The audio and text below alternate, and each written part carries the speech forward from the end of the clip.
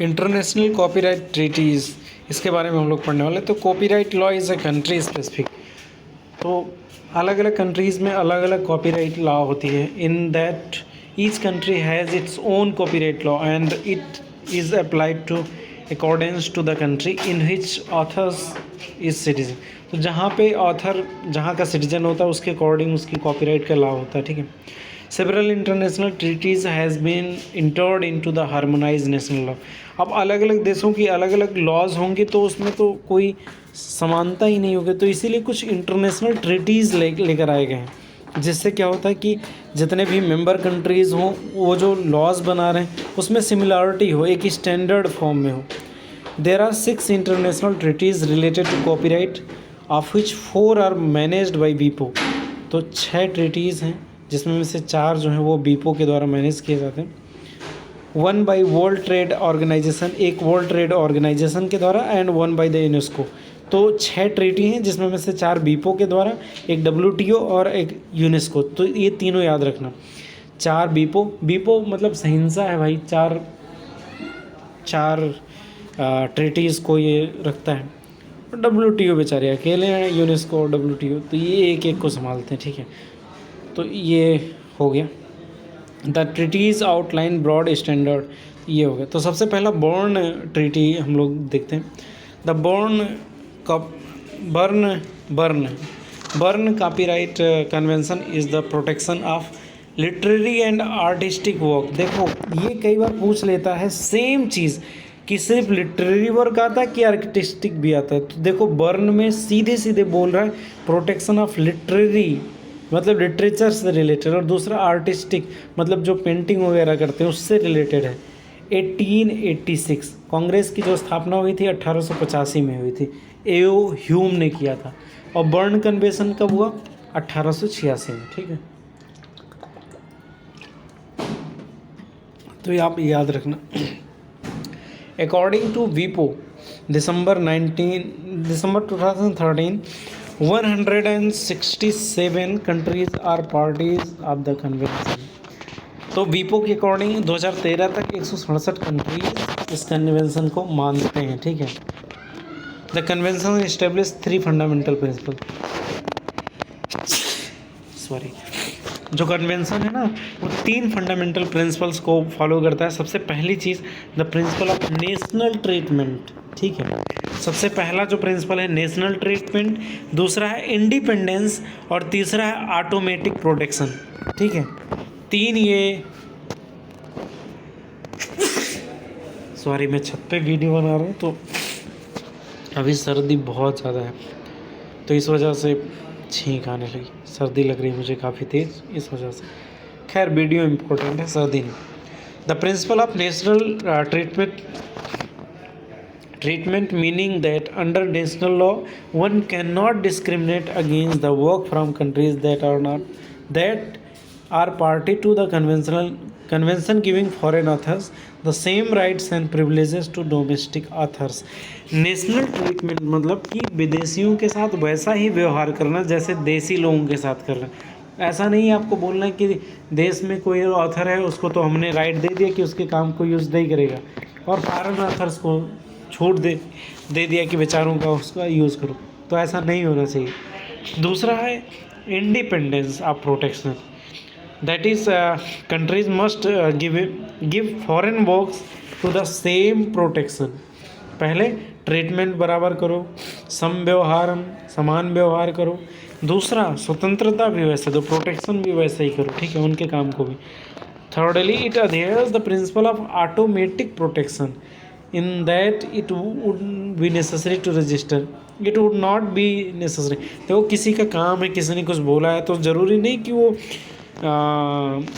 Register करवाए उस चीज़ को, अपने आप ही प्रोटेक्टेड होना चाहिए। तो ये 3 प्रिंसिपल्स पे काम करता है। तो पूछा जा सकता है, देखो एस्से राइटिंग भी कभी लिखना पड़े ना, या आपको पेपर वगैरह भी लिखना पड़े तो तब भी ये डॉक्यूमेंट आपके लिए बहुत काम आ सकता है। अपने रिसर्च पेपर वगैरह में भी आप इसको कोट कर सकते हैं सब चीज़ें। तो अगला है पहला वाला था बर्न कन्वेंशन, तो ये 1886 में आया था, ठीक है। बर्न कई बार पूछा जाता है। ये बीपो के अंदर आता है, तो इसके अंदर आर्टिस्टिक और लिटरेरी वर्क आते हैं। अगला है यूनिवर्सल कॉपीराइट कन्वेंशन, ठीक है। तो ये यूसीसी इसको बोलते हैं। UCC was developed by UNESCO and adopted at Geneva. ये 1952 में आया। सोचो, जब देश हमारा आज़ाद हुआ उसके 5 साल बाद ये आया, ठीक है। पहला जो इलेक्शन हुआ था वो 1951 में हुआ था, उसके बाद ये आ गया था। किस तरह से मैं डेट बता रहा हूँ। अब भारत में तो जिनेवा कन्वेंशन में ये आया था यूनेस्को के द्वारा, ठीक है। तो ये अल्टरनेटिव है burn convention. Those states which disagree with the certain aspects of burn convention, India is a member of UCC.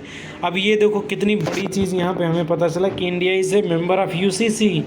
ये बर्न कन्वेंशन का नहीं है। कुछ लोगों को बर्न कन्वेंशन से शिकायत थी, तो उन्होंने यूसीसी में ज्वाइन कर लिया, ठीक है। और ये 1886 में आ गया था बर्न, और ये 1952 में आया। अगला Rome convention. Developments in the technology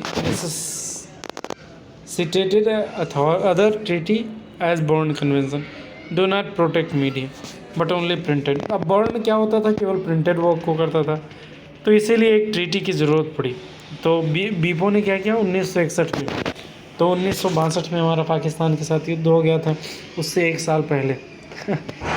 secures protection in the performance of performers, phonograms of products and phonograms and broadcast of the broadcasting organization. तो ये प्रोटेक्ट करता है परफॉर्मेंसेस को, किसके? परफॉर्मर के, फोनोग्राम्स ऑफ प्रोडक्ट्स और ब्रॉडकास्ट, इन सब के, ठीक है। एक तो जो परफॉर्मर है, दूसरा जो फोनोग्राम वाला है, अगला जो ब्रॉडकास्टर है, इन तीनों के उसको राइट्स को प्रोटेक्ट करता है। Though India is not a member of Rome convention, the copyright act 1957 is fully compliant with Rome convention.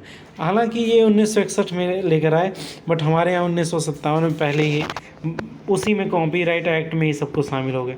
तो हालांकि ऐसे ऑफिशियली तो हम लोग नहीं हैं, बट सारा का सारा कवर हो जाता है अपने इसमें कॉपीराइट एक्ट 1957 में, ठीक है। देखो, रोम कन्वेंशन आता है बीपो के अंदर, बर्न आता है उसमें बीपो के अंदर। देखो, अब देखो, ये रोम जगह का नाम है, बर्न जगह का नाम है, तो आ गया दोनों बीपो के अंदर। लेकिन ये जो यूनिवर्सल बात आ गया ना, देखो, यूनिवर्सल यूनेस्को, तो यूनिवर्सल यूनेस्को, इस तरह से याद रखना, ठीक है। WCT and WPPT, the widespread use of digital and telecommunication technologies has facilitated widespread copying and copyrighted material।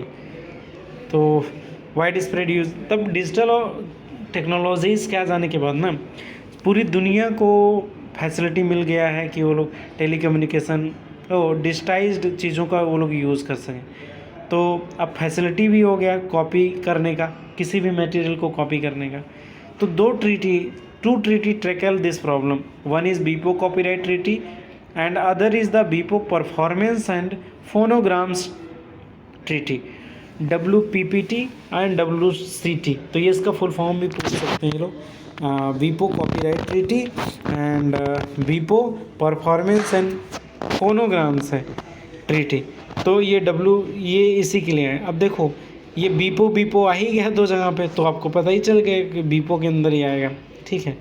और ये रोम वाला और बर्न वाला ये जगह का नाम है, तो ये भी बीपो के अंदर आ गया।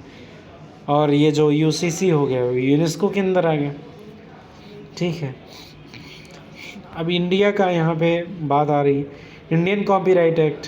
The Indian copyright act 1957 came into effect January 1958। जनवरी में मेरा जन्मदिन होता है, तो सॉरी, मजाक कर रहा था मैं। तो ये जनवरी 1958 में आया, ठीक है। और 57 में कॉपीराइट एक्ट आया था, बट लागू जो हुआ जनवरी 1958 में आया। It has amended several times to meet national and international requirements। तो ये कई बार अमेंड किया गया इसको। The 2012 amendments make Indian copyright law compliant with the internet treaties. तो ये 2012 का जो अमेंडमेंट होता है ये इम्पोर्टेंट है, इंटरनेट ट्रीटीज़ से ये जुड़ा। The copyright act covers the following, ये कौन कौन सा क्या क्या चीज़ कवर करता है? सबसे पहले literary work, dramatic work, musical work, artistic work, cinematographic films, sound recordings, ये सारी चीज़ें तो ये कवर करता है। In addition to what has been said about infringement earlier, act that are also liable for punishment. तो ये जो एक्ट है ये पनिशमेंट के रूप में भी देखा जाता है, जैसे मेकिंग कॉपी फॉर सेल और हायर, किसी भी कॉपी को सेल करना या हायर करना ये पनिशमेंट के अंदर आता है। Distributing illegal copies for trade that is affect the economic interest of the owner. तो फिर ऐसे इलीगल कॉपीज़ बनाना भी खतरनाक है। इम्पोर्टिंग इन्फ्रेजिंग कॉपीज़ इनटू इंडिया, तो ऐसे जाली कॉपियों को भारत में लाना ये भी गलत है। Permitting the library performance of the works without permission, तो बिना परमिशन के पब्लिक परफॉर्मेंस को ऐसे कर देना बिना परमिशन के, ठीक है, किसी का परफॉर्मेंस हो और उसको पब्लिक कर देना, ये भी गलत है। The act also include computer software and stamps, तो ये भी ज़रूरी है। तो कंप्यूटर सॉफ्टवेयर भी हालांकि काफ़ी ज़्यादा यूज़ होता है पायरेटेड वर्जन माइक्रोसॉफ्ट वगैरह का, तो ये भी है। The copyright board and quasi judicial body under the ministry of human resource development is entrusted with the task of judging disputes pertaining to the copyright registration. तो copyright board और ministry of human resource development ये दोनों इससे जुड़े हुए हैं कि कोई भी डिस्प्यूट होता है तो उसको ये लोग सॉल्व करेंगे। Assignment of copyright grant of license in the respect of works withheld from public unpublished Indian works, production and publication of translations and works for the certain specified purpose। तो ये भी है। Copyright protection in India under section 40, कई बार section भी पूछा जा सकता है, सिर्फ एक ही सेक्शन तो याद करना, of Indian copyright act 1957 in conjunction with the international copyright order 1999 accords foreign authors owners the same protection. देखो अगर कोई फॉरेन ऑथर्स या ऑनर होगा तो उसको भी वही प्रोटेक्शन दिया जाएगा जो इंडियन ऑथर्स और सिटीजन्स को दिया जाता है। Also protected in India through the international copy order is the copyright of nationals of copy countries who are member of. तो इन सब को ये फॉलो करना पड़ता है। जो मेंबर्स हैं, बर्न कन्वेंशन के मेंबर जो हैं, यूनिवर्सल कॉपीराइट कन्वेंशन के मेंबर हैं, और ये जो convention for protection of producers of phonograms against unauthorized duplication of their phonograms, the multilateral convention for the avoidance of double taxation of copyright royalties, the TRIPS agreement. तो इन लोगों के जो मेंबर्स हैं उन लोगों के अंदर आता है। The term of copyright, copyright का टर्म कितना होता है? The duration of the copyrights varies from country to country. The minimum duration of the copyright protection under Berne convention is 50 years. Berne convention के अंदर भाई 50 साल तक का कॉपीराइट दिया जाता है। In the European union and the US the duration of authors is additional 70 years. In India copyright protection is period 60 years, बाप रे, and from the beginning of the calendar year next following the to the years in which the author dies, ठीक है। In the case of original literary, dramatic, musical and artistic work, the 60-year period is counted from the year following the death of the author. In the case of cinematography, film, sounds, recording, posthumous publications, ये सारी चीज़ों का 60 years होता है। तो India का 60 year है और इसमें बर्न कन्वेंशन में 50 ईयर्स है और यूएस और यूरोपियन यूनियन का 70 ईयर्स है, ठीक है। इस तरह से इन्होंने 50-50 साल तक कॉपीराइट के अधिकार दिए हैं। Fair use of copyrighted work, copyrighted work का यूज़ फेयर कैसे किया जाता है। When does infringement of copyright not take place, कब कब ऐसा होता है कि कॉपीराइट क्लेम नहीं किया जाता, उससे इन्फ्रिंजमेंट नहीं होता। When can work be copied, जब हम लोग कॉपी करते हैं। The term is fair use, fair use का क्या मतलब होता है। तो आर्टिकल 52 में कॉपीराइट एक्ट के बताया गया सम ऑफ द रिलेवेंट यूज़। सबसे पहले single copy of for private, एक ही कॉपी आप बना रहे हो और अपने पास ही रख रहे हो। Personal and non commercial purposes for research and study, तो उसका कॉपी आप बना सकते हो स्टडी के लिए, रिसर्च करने के लिए, ठीक है। क्रिटिसिज्म और रिव्यू ऑफ द वर्क, किसी भी वर्क के क्रिटिसिज्म और रिव्यू के लिए आप उसका यूज़ कर सकते हो।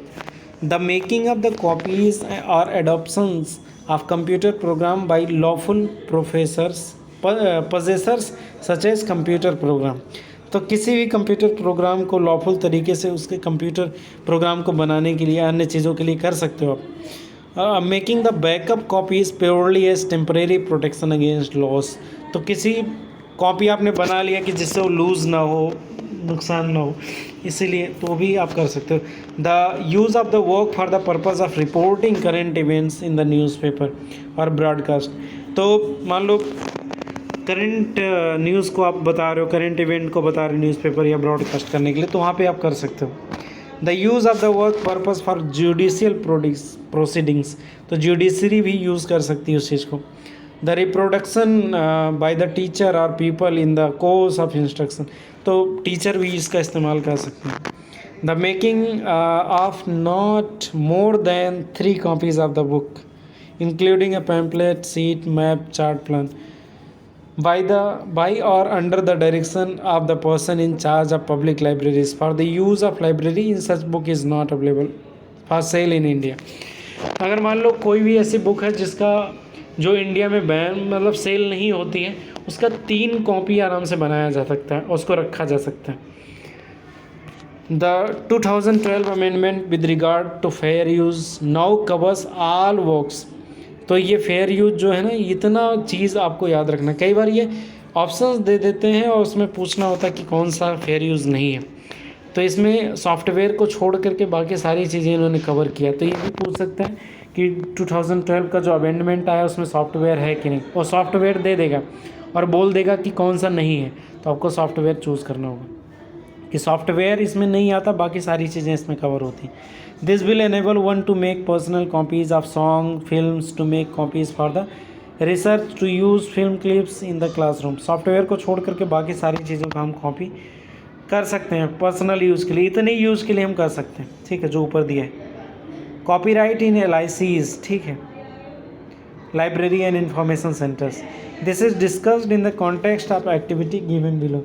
कौन कौन सी एक्टिविटी में इसको किया जा सकता है। सबसे पहले provision of copies, transfer of copyright, inclusion of photographs, online database access, creation of websites, digitization activities। तो provision of copies, LISP have traditionally been requested to supply photocopies of the material available।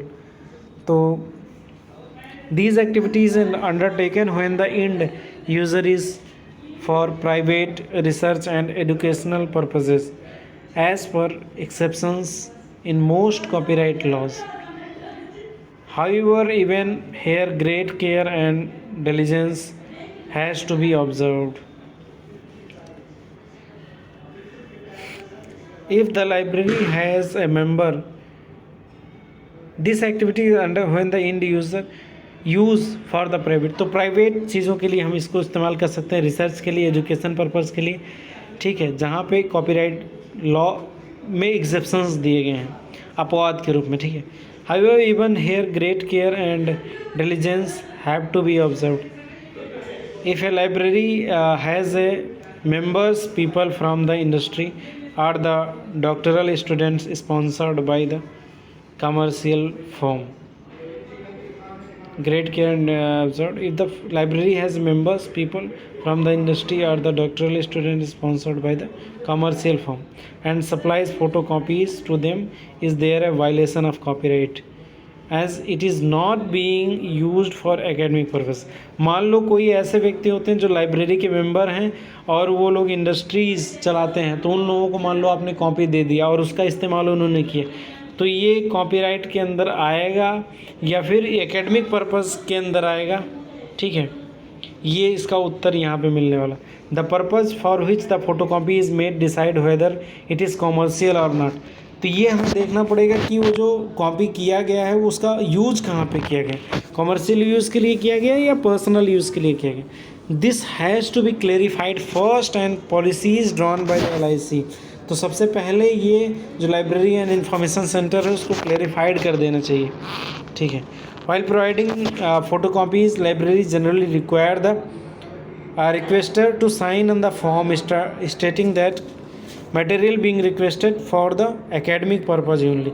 तो एक form भरवाया जा सकता है कि जितना भी मटेरियल है वो केवल एकेडमिक पर्पज़ के लिए यूज़ किया जाएगा। तो certain copyright legislations of some countries limit copying to the single article per issue। Some countries restricts photocopy to the form of publication such as books or PDs। तो कुछ ऐसे बोलते हैं कि बुक और पीरियडिकल्स का फोटोकॉपी नहीं किया जा सकता। ठीक है, एट टाइम्स LISP में prepare course PACS consisting of chapters from the book articles essay for use the students and consultation with the teaching staffs. तो देखो, कोई भी जो यूनिवर्सिटीज़ वगैरह हैं वो लोग चैप्टर्स बना सकते हैं किसी भी बुक से, किसी बुक से चैप्टर वगैरह को लेकर के अपने सिलेबस में शामिल कर सकते हैं, कोर्स बना सकते हैं।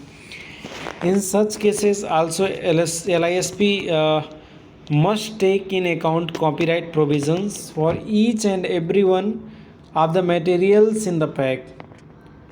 तो हर जितना भी कॉपीराइट प्रोविजंस है उसको ध्यान में रखना चाहिए। द रामेश्वरी कॉपीराइट केस, एक केस आया था द रामेश्वरी कॉपीराइट केस 2013 में, इन विच 3 पब्लिशर्स फाइल्ड ए केस। 3 पब्लिशर्स ने एक केस फाइल कर दिया था, किसके खिलाफ? ये मैंने एक वीडियो में इसके बारे में बताया था, against Delhi university and copy photocopy centre. तो उन्होंने दिल्ली यूनिवर्सिटी और कॉपी सेंटर फोटोकॉपी सेंटर के अगेंस्ट में केस फाइल कर दिया था, which they claimed that photocopied course material is violation of copyright act. तो उन्होंने बोला कि ये जो हम इतनी महंगी महंगी किताबें छापते हैं, लाइब्रेरी में जाता है, फिर वहाँ पे बच्चे फ़ोटोकॉपी करवा लेते हैं, तो ये कॉपीराइट एक्ट का वायलेशन है। Shows that this is an area which is still grey. जो ये दिखाता है कि ये जो पूरा एरिया है वो ग्रे है, मतलब ब्लैक एंड वाइट नहीं है, साफ साफ नहीं है। तो ये द हिंदू जून 17 2013 में पब्लिश हुआ था। The times of India in its 19 July 2010 issue carried a news item about how students using the cut and paste feature in preparing reports are violating copyright। अब देखो कितनी बड़ी चीज़ है यार कि हम लोग जो कट कॉपी पेस्ट करते हैं वो वायलेशन है कि नहीं। Libraries can create an awareness of such problems among the students and the internet materials also copyrighted. तो इंटरनेट मटेरियल भी कॉपीराइटेड है, तो इसीलिए हमें URL देना होता है। ठीक है, transfer of copyright. What is transfer of copyright? In the institutions where scholarly publications are the norm and signing of copyright transfer forms is done by the researcher, LISP can make the scholars aware about the author's addendum of copyright transfer forms which deals with the author's retention of the rights is given SPARC, Scholarly Publishing and Academic Resources Coalition, research science Commons etcetera. तो दरअसल क्या होता है कि जब भी एक researcher होता है या स्टूडेंट होता है, उसने कोई रिसर्च किया हुआ, फिर उसके बाद जब वो पब्लिश करवाता है तो जो पब्लिशर्स होते हैं वो साइन करवा लेते हैं कि अब आप कॉपीराइट को ट्रांसफ़र कर रहे हैं। ठीक है, तो उसके क्या क्या राइट्स होते हैं, क्या सारे राइट्स चले जाते हैं, ये क्या क्या चीज़ें होती हैं, उसके बारे में इसमें बताया जाना चाहिए, अवेयर किया जाना चाहिए। Further, wherever possible, the LISP would have to make the scholars aware of the program, such as Sherpa और रोमियो। यहाँ पे इसका शेरपा रोमियो दिया हुआ, which describe the policies of the various publishers regarding copyright, posting papers in the institutional repositories, either reprints। तो दरअसल हम लोग जो रिसर्च पेपर्स वगैरह लिखते हैं उस पर क्या क्या कॉपीराइट हो सकती है ये हमें जानना बहुत ज़्यादा ज़रूरी है। Assignments of the software may be done for use of information activities by software developers. तो information activities by software developers assignments. तो LISP must be fully aware of the ramifications terms and periods of the use restrictions, ये सारी चीज़ें। तो LISP को जानना चाहिए कि किस सॉफ्टवेयर का कितने दिन तक यूज़ किया जा सकता है, क्या है। Similarly they should also be aware about technology protection. तो technology protection, major circulation, negotiation, ये सब चीज़ों के बारे में जानना चाहिए। Software making copies so that they have access to the software in the case they are any trouble. The Copyright Act Amendment 1999 brought forth a few changes in the fair use provision pertaining to computer software. It permits making of copies or adaptation of computer program from the legally obtained copy. Copyright amendment किया गया 1999 में, कुछ change किया गया fair use में computer software से, और उसके बाद फिर थोड़ा सा परमिशन दिया गया कि वो लोग थोड़ा बहुत लीगल तरीके से कॉपी वगैरह बना सकते हैं नॉन कमर्शियल यूज़ के लिए। तो ये हो गया थोड़ा सा ट्रांसफ़र ऑफ कॉपीराइट किस तरह से होता है। इंक्लूजन ऑफ फोटोग्राफ्स से रिलेटेड क्या होता है। At times of organization of the which LIC founds a part might prepare materials for teaching handbooks. जैसे हम लोग अपना PPT वगैरह बनाते हैं अपने लेक्चर्स वगैरह के लिए, for circulation at seminars are for commercial purposes such as text books, monographs. In such cases the LISP will not only have to be aware of need for the getting copyright permission separately for photographs to be included, but also be aware of the different duration for while। शांत place मेरे लिए बहुत मुश्किल होता है, कुकुर झोंझो होता रहता है। एक तो मुंह में लोगों के क्या भरा होता है कि वो दस्त करते ही रहते हैं, इतना बोलते हैं कि डिस्टर्ब ही कर देते हैं हमें। इतना ठंड है यहाँ पे। The LISP will not only have to be aware of the need of getting copyright permission separately for photographs। तो LISP को अलग से किसी फोटोग्राफ पे कॉपीराइट परमिशन के लिए लेने की ज़रूरत नहीं होती है, लेकिन उसके लिए अवेयर होना ज़रूरी है। To be included but also be aware different duration for the various material. तो कौन सा मटेरियल फ़ोटोग्राफ कहाँ से लिया जाता है उसके लिए हमें अवेयर होना ज़रूरी है। ऑनलाइन डेटाबेस एक्सेस, हम लोग जो डेटाबेस ऑनलाइन एक्सेस करते हैं उसके लिए क्या है। Today's LIC subscribe to online databases और ई जनरल्स। आजकल लाइब्रेरीज़ वाले ऑनलाइन डेटाबेस या ई जनरल्स को सब्सक्राइब करते हैं। Access privileges are covered by license. तो जितना भी एक्सेस होता है ना वो लाइसेंस के द्वारा कवर किया जाता है। The LISP should first takes care of ascertain of extent of the material that is covered by the license. तो हमें उसके बारे में अवेयर होना चाहिए कि कितना मटेरियल लाइसेंस के द्वारा कवर है। Is it only the abstract और द फुल टेक्स्ट। तो कितना कवर है कि पूरा अब्स्ट्रैक्ट या पूरा टेक्स्ट है। Does the license include graphics, image can be printed if required. ये सारी चीज़ों के बारे में उसे जानना चाहिए, ठीक है।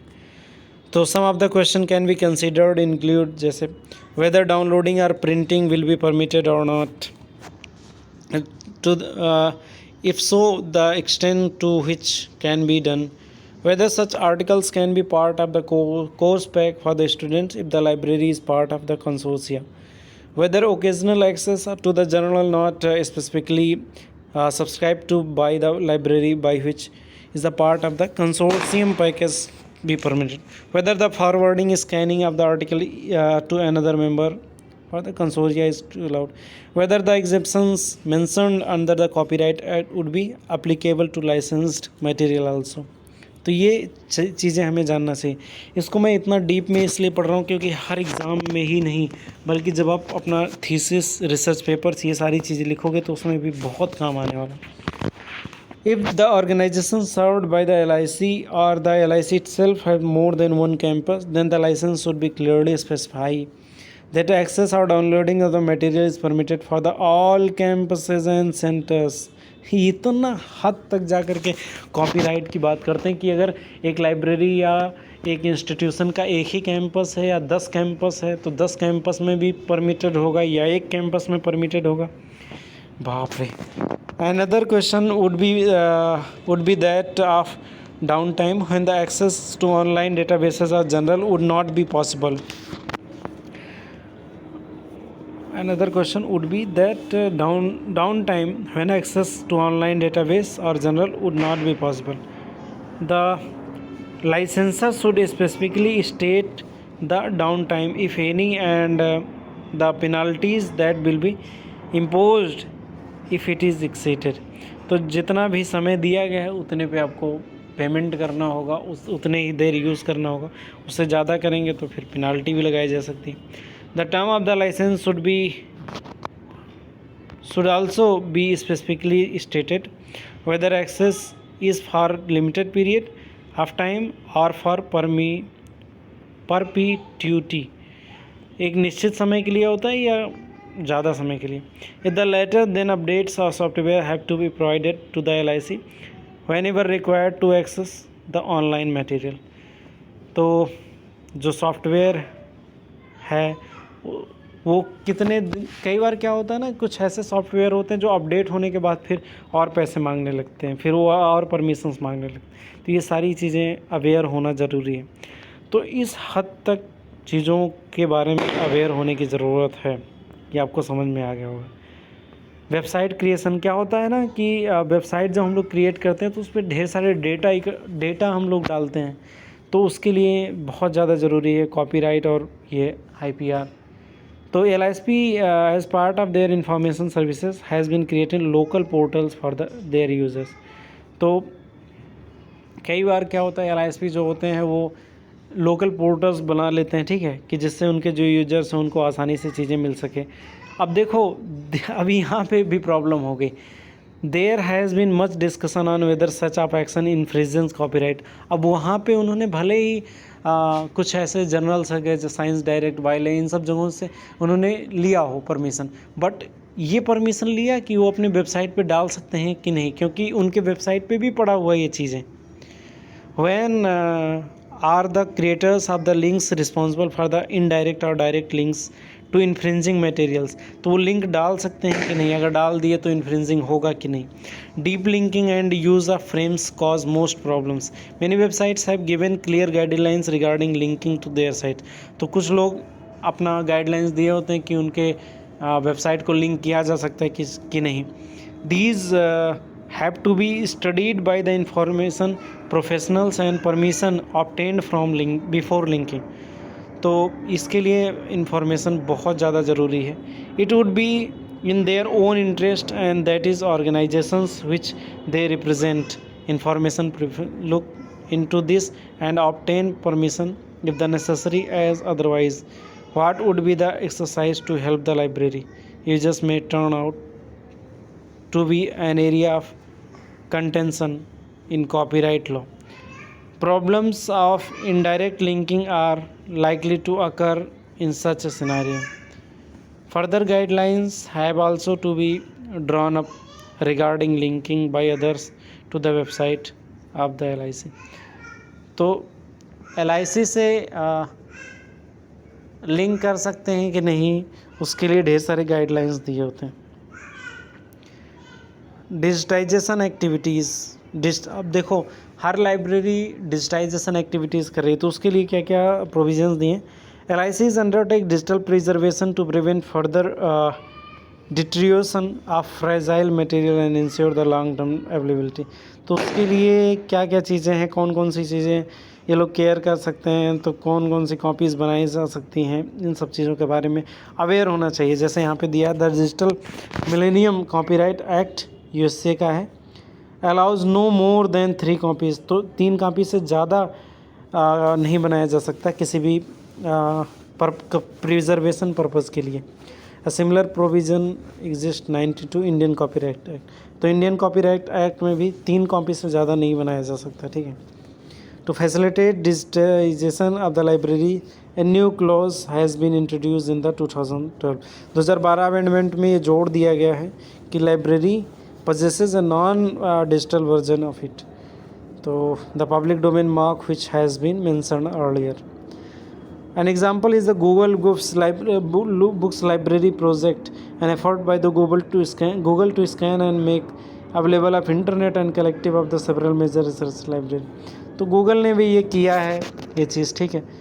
Bibliographic information and only snippets of the book are made available. तो ये कुछ ये सब चीज़ें दिए हैं, उसके कुछ उदाहरण दिए हैं।